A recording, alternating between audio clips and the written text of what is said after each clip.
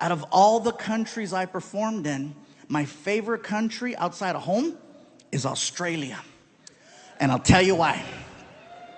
Australia, much like us in America, has its list of priorities. You know what's not on their list? Political correctness.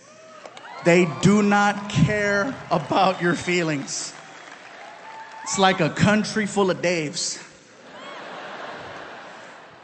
Believe it or not, it's very refreshing to be around such a large group of people who speak their minds so freely.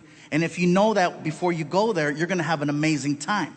But if you don't know that and you show up, it is a culture shock and a half, because I showed up and I didn't know. Everybody says you gotta see the beaches, and I went to the beach. I had people coming up to me. Hey, somebody help me get him back in the water.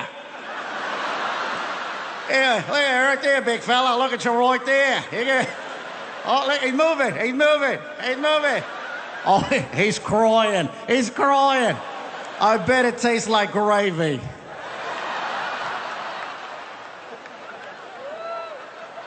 It's not bullying if everyone does it.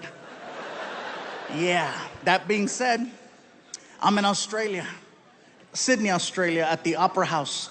For me, it was one of the most iconic places I've ever got to perform in. It was bucket list, definitely. After the show, I wanted to go hang out with some Aussies and see what that was like. I'm hanging out at a pub. First things first, Australian people do not drink Foster's beer. That's an American thing. They don't drink that over there. I tried ordering one to fit in, didn't go over well.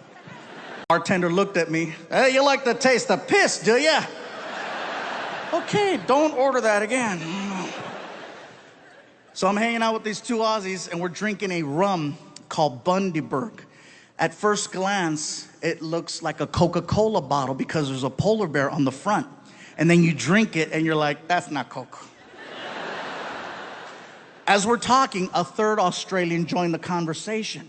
And he sounded a little bit different from the other two. He had more of a raspy voice. More like, all right, yeah, mate, yeah, all right. He sounded like a drunk pirate underwater. These two guys didn't like him, so they called him a name and they left. And now it's just me and drunk pirate. We're talking about life. Life in America, life in Australia, talking about our differences. He tells me that he's a professional knife maker. He's showing me how it's done. He's showing me pictures. We wind up polishing off 3 bottles of this rum. And drunk wasn't even the right word to describe our level. My tour manager, Ryan, he comes up to me and he says, Gabe, time to go.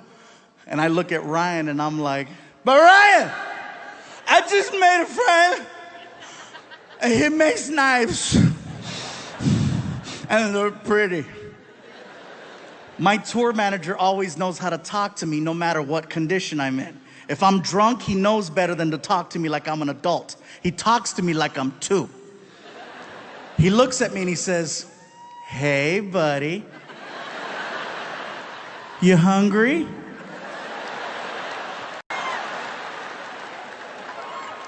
Well, listen, if we don't leave right now, they're gonna close McDonald's and you're gonna have to eat at the airport. I gotta go. Oh, Mom, you gotta go, no worries. And he goes to shake my hand. And when he shook my hand, he put his personal pocket knife that he made in my hand as a gift. That's for you, Mike. Thanks for being nice. Thank you. Thank you. I'm gonna cut cheeseburgers with this.